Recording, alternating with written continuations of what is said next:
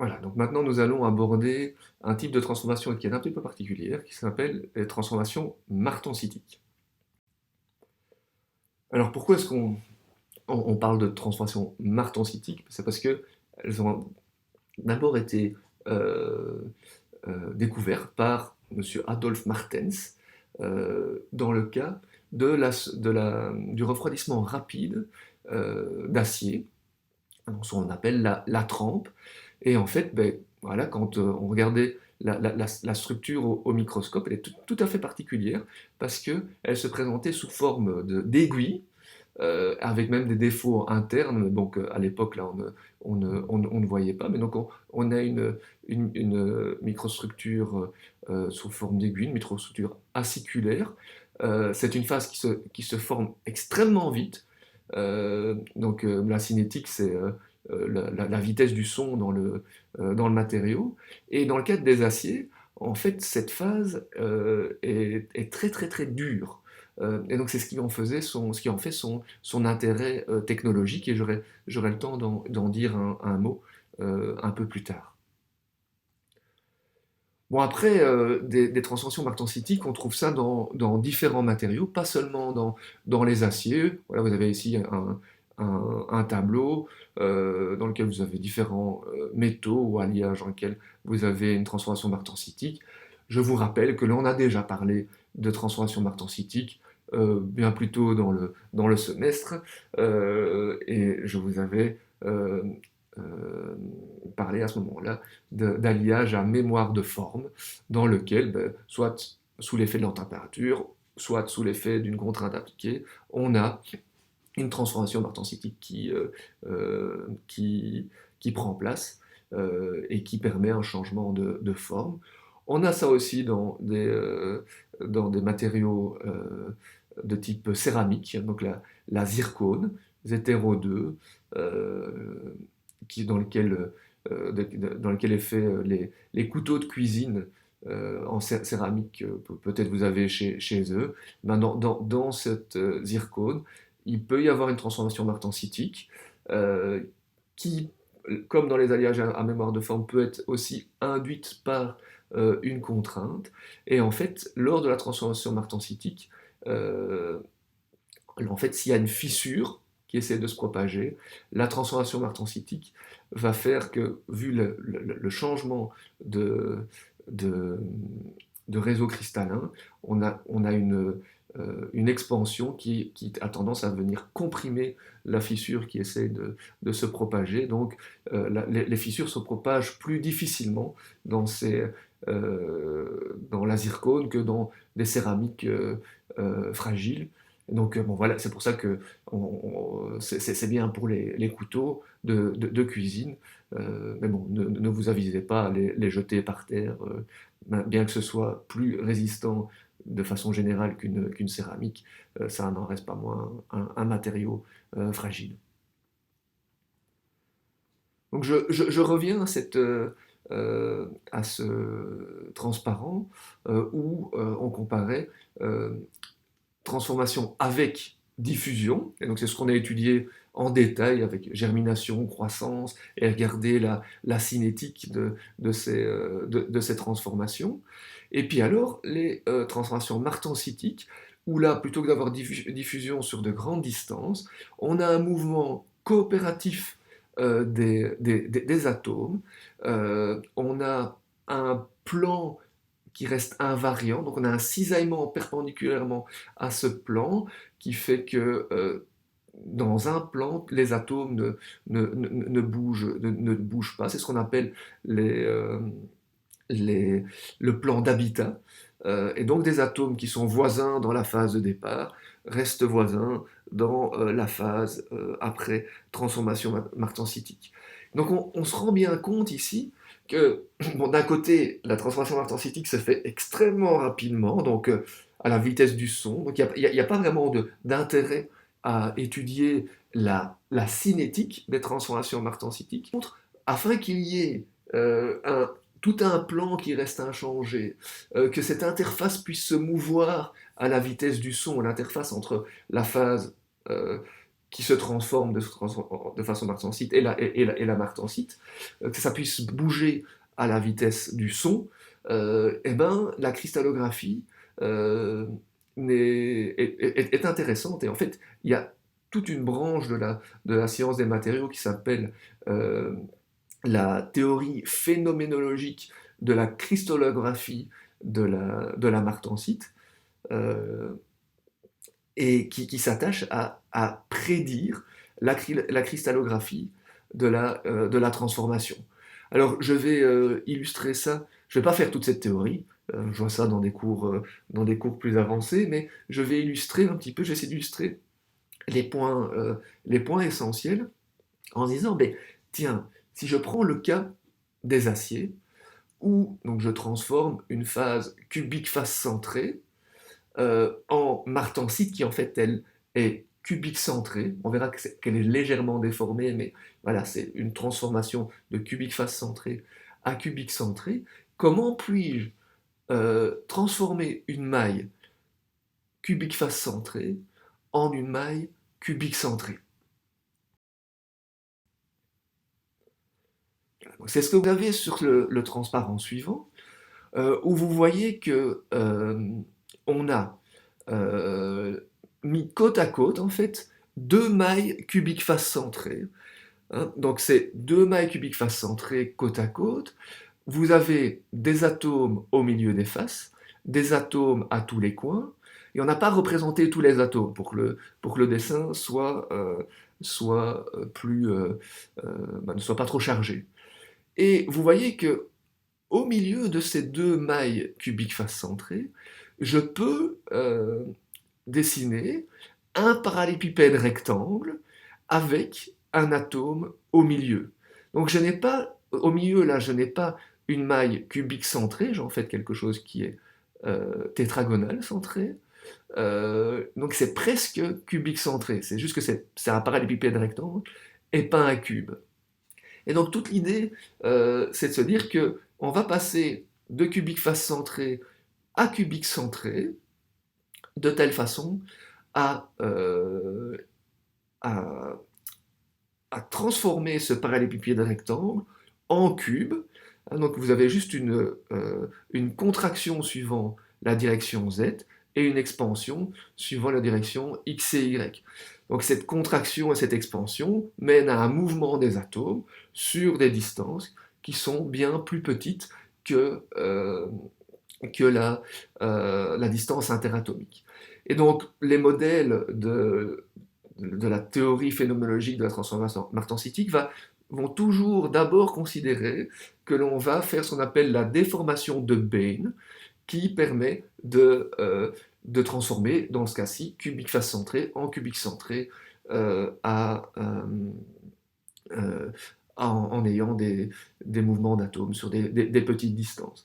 Après, en fait, ce qu'il y a, c'est que il y a toute une théorie derrière qui dit, ben, cette transformation en cubique face centré et cubique centré, avec cette expansion dans deux directions, enfin cette contraction dans une direction et l'expansion dans les deux autres, ne permet pas d'avoir une interface qui puisse se mouvoir à la vitesse du son, parce qu'en fait, on peut montrer pour que ce soit possible, il faut qu'il y ait une direction qui reste complètement inchangée, donc qui ne soit pas, euh, qui ne soit pas tournée ou dilatée durant la transformation. Je vous passe le détail, mais donc, la théorie phénoménologique prédit la cristallographie sur base de, mais voilà, je veux d'abord la transformation de Bain, et puis j'assure, parce qu'on va avoir une rotation rigide qui permet de garder une ligne inchangée entre, entre, les deux, entre les deux réseaux.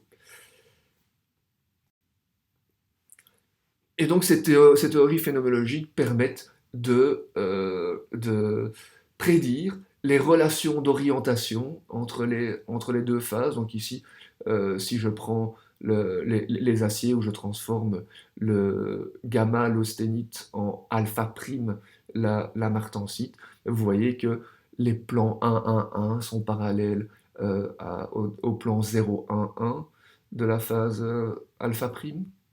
Donc la phase 1, le plan 1,1,1 de gamma, comme gamma est cubique face centrée, ben c'est un plan dense. 0,1,1, c'est un plan dense de la phase cubique centrée. Donc en fait, on aligne les, les plans denses. Et puis dans ces plans, on aligne aussi les directions compactes, hein, qui sont les directions 1,1,0 pour le cubique face centré et 1,1,1 pour le cubique centré.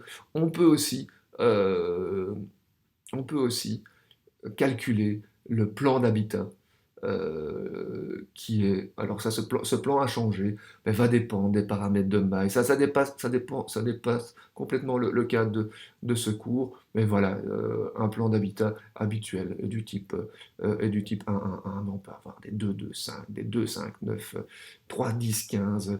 Voilà, je vous passe le détail, mais donc il y a vraiment toute une branche de la science des matériaux qui s'intéresse à la cristallographie de la transformation martensitique.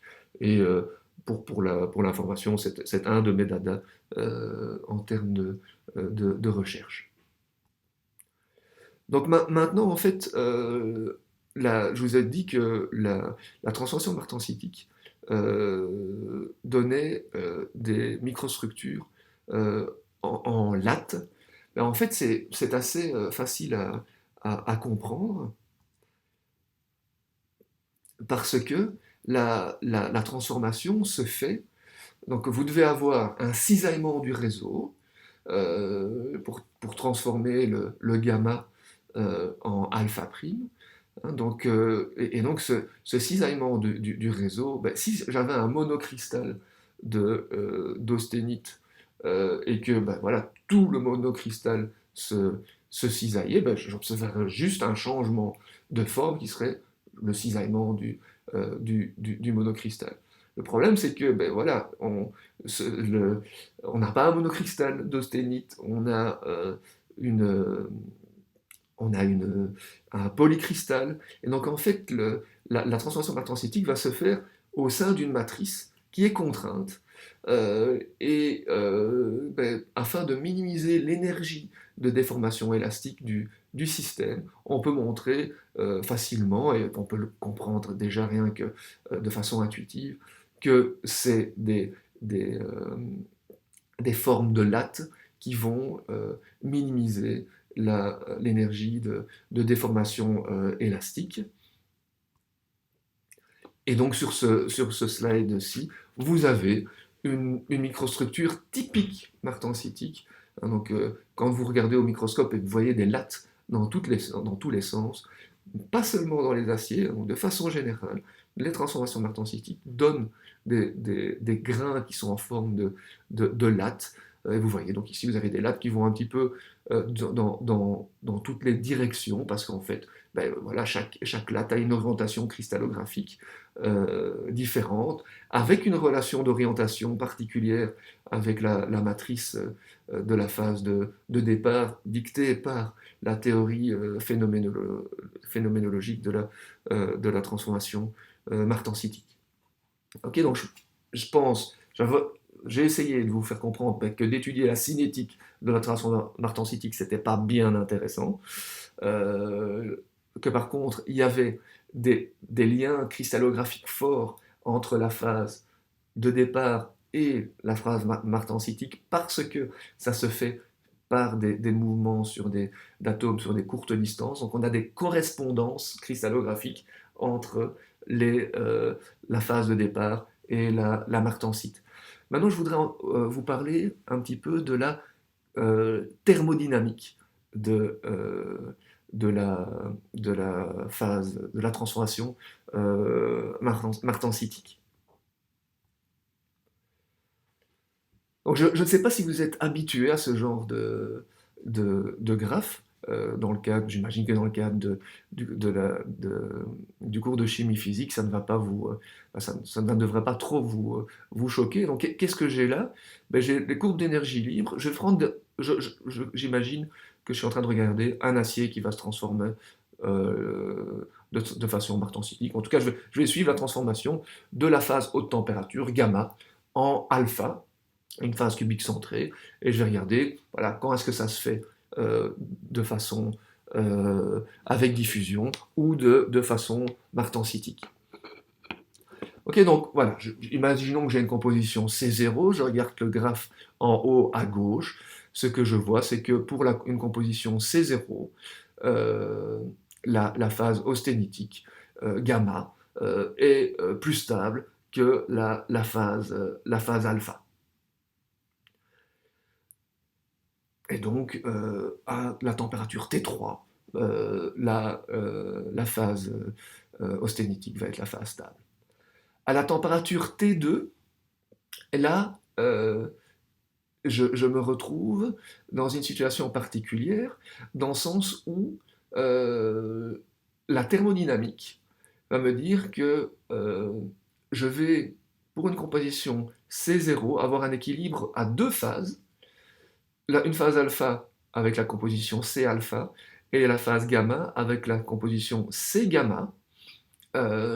Et ces compositions C alpha et C gamma sont données par ce qu'on appelle la règle de la tangente commune.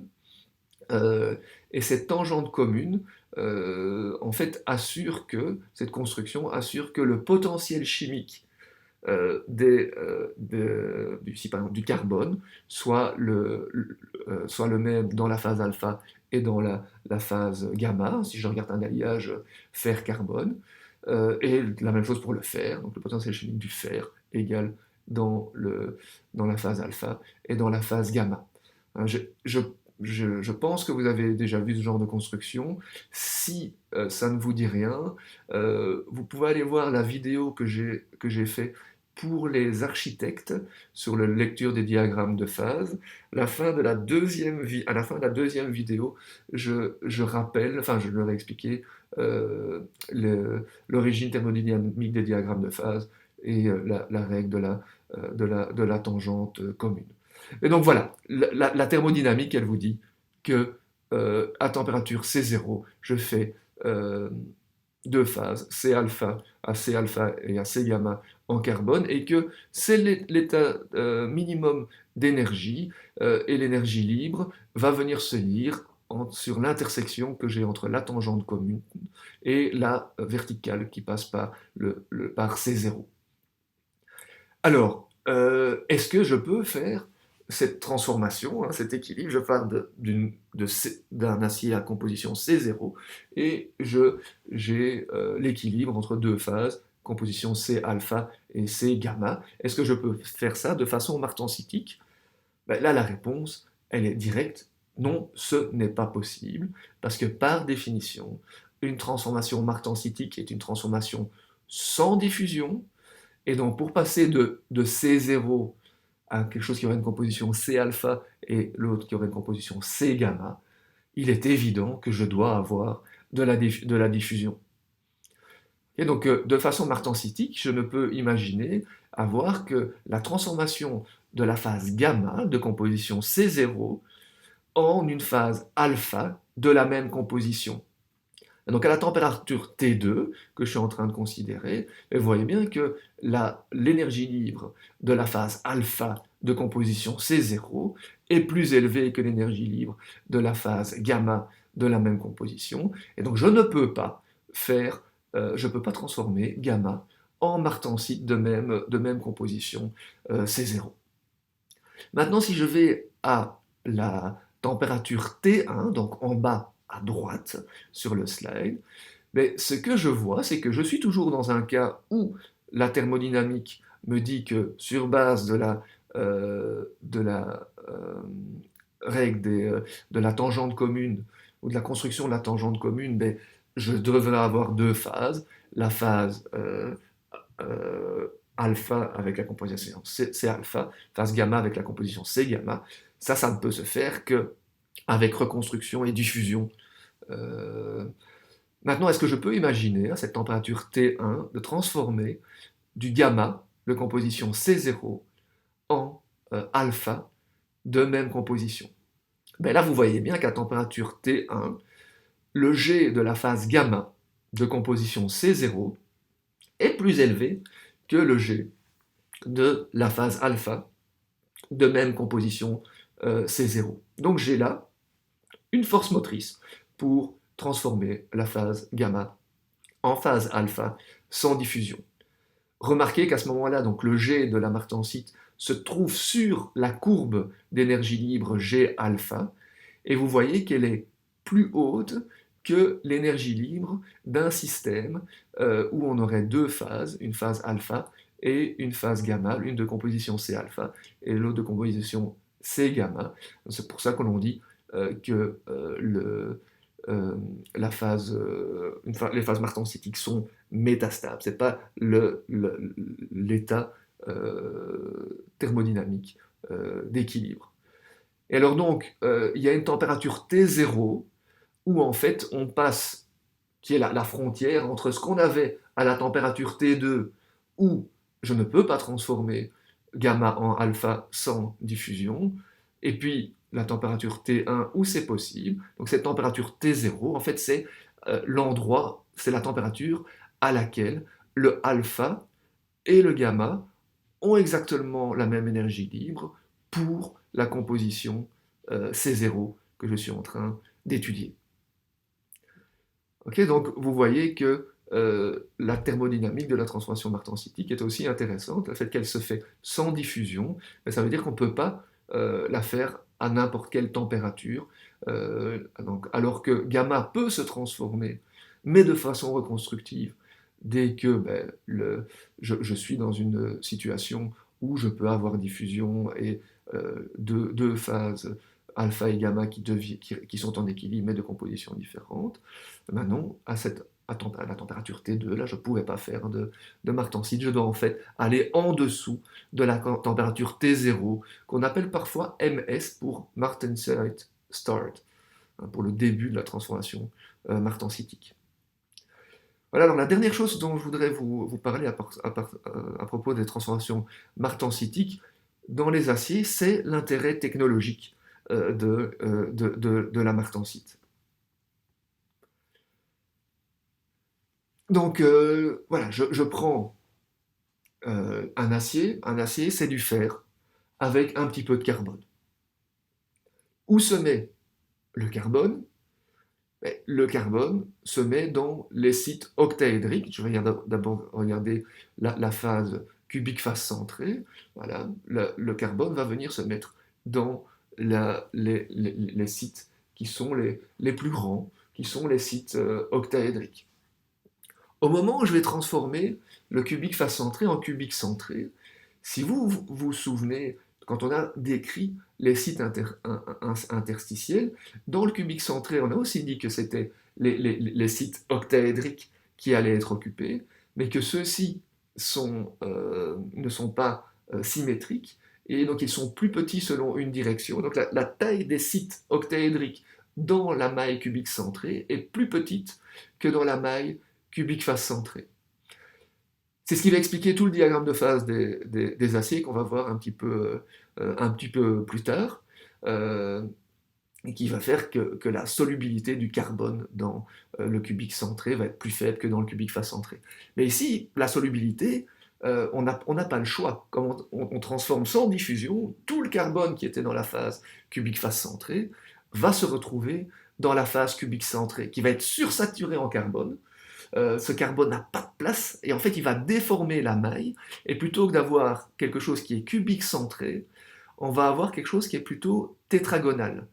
Hein. Et la tétragonalité, donc le fait que on ait une direction C qui soit plus grande que la direction A, ce rapport C sur A va augmenter avec la teneur en carbone. Et ce qu'on va voir, c'est que la martensite va devenir de plus en plus dure. Donc c'est ce que vous avez sur le graphe en bas à droite. La courbe rouge, c'est la dureté de la martensite en fonction de sa teneur en carbone. Donc ça explose vraiment. Hein, on multiplie par 3 la dureté en mettant de l'ordre de 0,6% en poids de carbone. Donc on a une phase qui est à ce moment-là extrêmement dure, mais qui est aussi fragile.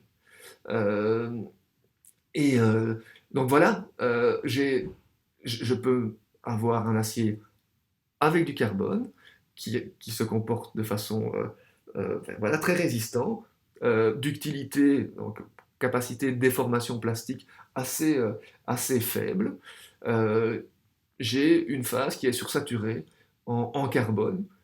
Ce qui dit sursaturé, ça veut dire qu'à l'équilibre, normalement, je pourrais voir le carbone sortir de la martensite. Et industriellement, c'est ce qu'on va faire en fait. Ah, donc, ce qu'on va faire, c'est qu'on va tremper les aciers. Enfin, je ne dis pas qu'on fait ça tout le temps, mais donc voilà, si on veut des aciers qui soient durs, on va tremper la phase austénitique et on va avoir quelque chose d'extrêmement dur. Et puis on va en fait, par traitement thermique, pouvoir adapter le degré de dureté de la pièce. Donc je vais faire ce qu'on appelle un recuit. Durant le recuit, le carbone va précipiter sous la forme de carbure, la tétragonalité de la martensite va chuter, et donc je vais avoir ma dureté qui va diminuer. Et donc en fonction du temps de recuit, je vais plus ou moins précipiter de carbure, et donc je vais pouvoir adapter la dureté de ma martensite. Technologiquement, aussi, ce qu'on peut faire, c'est des gradients de carbone. Donc, par exemple, on va ce qu'on va appeler carburiser. Donc, ça veut dire qu'on va mettre beaucoup de carbone en solution à la surface de l'échantillon. Typiquement, voilà, vous mettez dans une température où vous avez euh, la phase cubique face centrée, vous mettez ça dans une atmosphère où vous avez beaucoup de carbone. Ce carbone va venir se mettre dans la phase cubique face centrée, on peut en mettre beaucoup, et ça va diffuser sur une certaine distance. Donc je vais avoir un gradient de carbone, je peux avoir très peu de carbone au milieu de la pièce et beaucoup de carbone en surface. Quand je vais tremper ça, ben, je vais avoir en surface une phase martensitique très dure. Par contre, au cœur, je vais avoir une phase martensitique qui sera en fait avec une dureté, si la teneur en carbone est faible, on va avoir quelque chose qui est proche de ce que j'aurais eu avec un maintien, une transformation gamma vers alpha avec diffusion. Euh, et donc en fait, par exemple, je peux faire comme ça des pièces qui sont ductiles euh, à cœur, par contre très résistants en surface. Donc on peut imaginer comme ça faire des outils qui coupent. Donc on peut bien aiguiser, donc avec une phase très dure en surface. Par contre, on a un cœur qui lui est ductile et qui peut se déformer. Donc on n'a pas un couteau fragile. Et pour terminer, vraiment là, dans la période qu'on traverse ici en 2020 avec le Covid, ben, je voudrais vous dire que en fait, la façon dont un virus vient infecter une cellule, donc il vient injecter son matériel génétique dans la cellule, ben, l'injection de ce matériel génétique se fait par un mouvement coordonné des atomes au sein du virus qui permettent en fait d'avoir un mouvement d'une seringue qui vient transpercer la membrane de la cellule et il injecte son ADN. Vous voyez là, vous avez un virus qui atterrit sur une bactérie, il va l'infecter et en fait après le virus il meurt. Donc il fait son sale boulot et puis il s'en va. Voilà, donc ça termine la partie sur les transformations martensitiques. Et donc, dans la suite, on va regarder la formation de microstructures typiques et d'intérêt en ingénierie. On va parler de microstructures de solidification, les microstructures des aciers, les microstructures des alliages d'aluminium.